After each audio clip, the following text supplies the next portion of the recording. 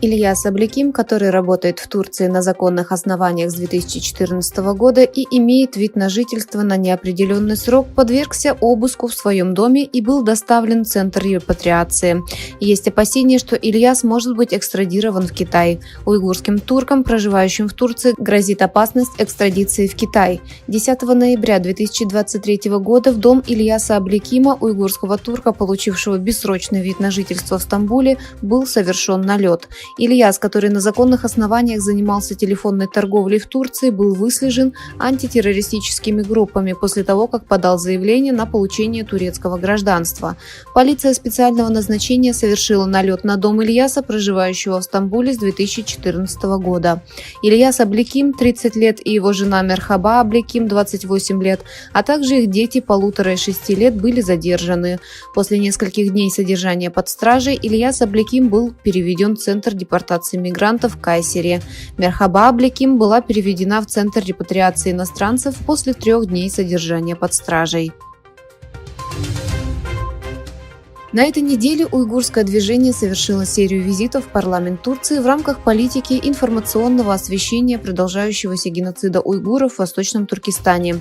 Представители движения встретились с председателем комиссии по правам человека Великого национального собрания Турции, депутатом от партии АК, бывшим министром семьи и социальных дел Турции Дарья Янком, президентом уйгурского движения Рушетом Аббасом и директором уйгурского исследовательского центра Абдулхакимом Идрисом.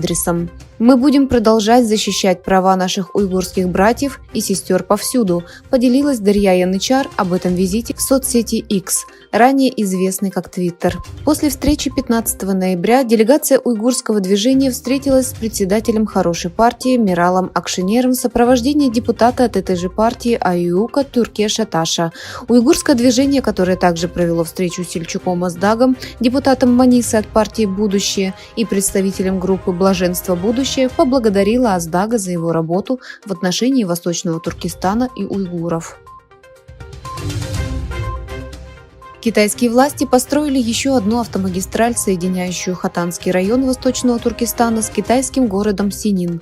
Согласно сообщению китайской общественной сети от 13 ноября, автомобильная дорога, ведущая в город Хотен на юго-западе Восточного Туркестана по дороге Хуангуань-Лянь-Мангя в китайской провинции Цинхай, будет открыта для движения в ближайшее время.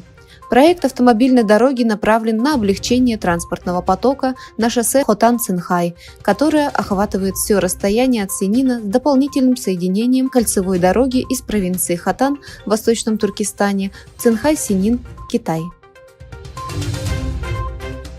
Правительство Таиланда объявило, что оно отменило соглашение, разрешающее китайской полиции патрулировать территорию Таиланда из-за народных беспорядков.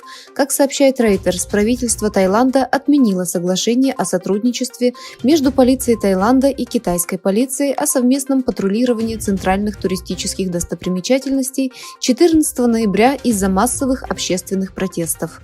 Ранее между Таиландом и Китаем была введена система совместного патрулирования силами безопасности полиции в некоторых туристических точках с целью укрепления доверия между китайскими туристами, прибывающими в страну.